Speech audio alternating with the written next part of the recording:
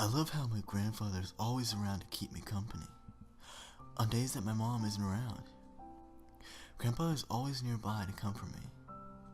I sit on his lap, tell him stories about my day, and I never feel like I'm alone. Although our house is never empty, even when Mom leaves for work, I sit with Grandpa and read stories while he enjoys his chair. We always have guests in every room of our house. There's Edna and Elma, the twins my grandfather is friends with. They're always sitting together in the kitchen with a teapot between just the two of them. There's also Joseph the plumber, who went to school with Dad, often seated with him in his study as Dad is hunched over his desk, with a grin on his face, always looking at his high school yearbook, while Joseph keeps him company as old friends should. Unless Mom needs to use the spare chair, then Joseph just stands next to Dad as he looks at his yearbook.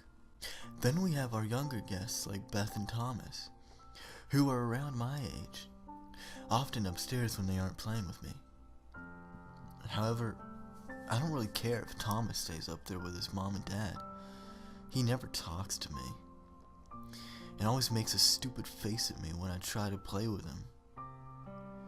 But Beth is really nice.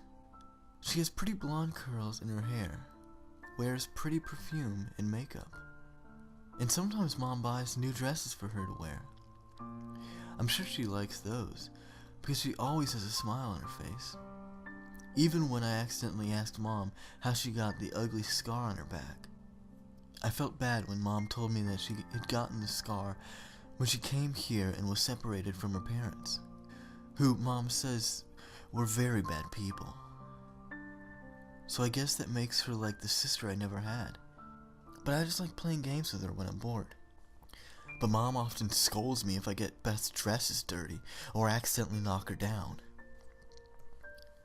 Tonight, my mom says we'll be having another guest, and a new friend for me to play with. Hopefully his family can come too. But Mom says it's hard to get an entire family like Thomas's to come and stay in our home.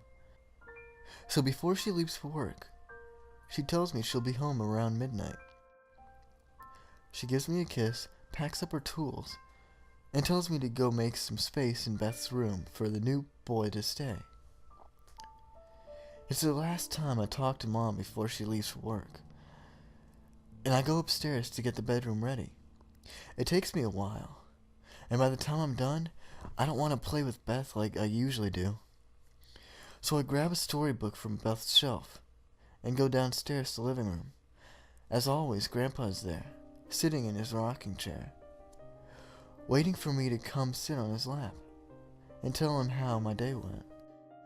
So I climb up onto his lap and snuggle against him as I tell him about our new guest. But I notice something's wrong. His head is limp to one side, and his eyes are closed.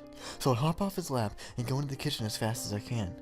I run past Edna and Elma and immediately go for the bottom drawer next to the silverware where we keep Grandfather's emergency supplies. I go back in the living room, stopping at the doorway to remember my manners. And I say, "Good evening," to Edna and Elma before I go back to Grandpa. Carrying the supplies in my hand, I drop them behind Grandpa's chair and look up to his neck. "Grandpa, your stitches came out again.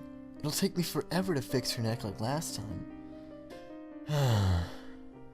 If only Mom had sewn you shut with a machine and used beads to stuff you like she did to Beth, instead of that flimsy cotton, then you wouldn't be falling apart all the time. But I'm not upset with him. It's not his fault. Mommy was only learning when she first brought him over as a guest. We'd only just moved into the neighborhood, and she had wanted to make sure that we'd never have to be lonely ever again. But of course, now our guest can sit straight and never fall over. And Mom says that someday she'll be sitting next to Grandfather, while I'm out bringing new guests to keep us company.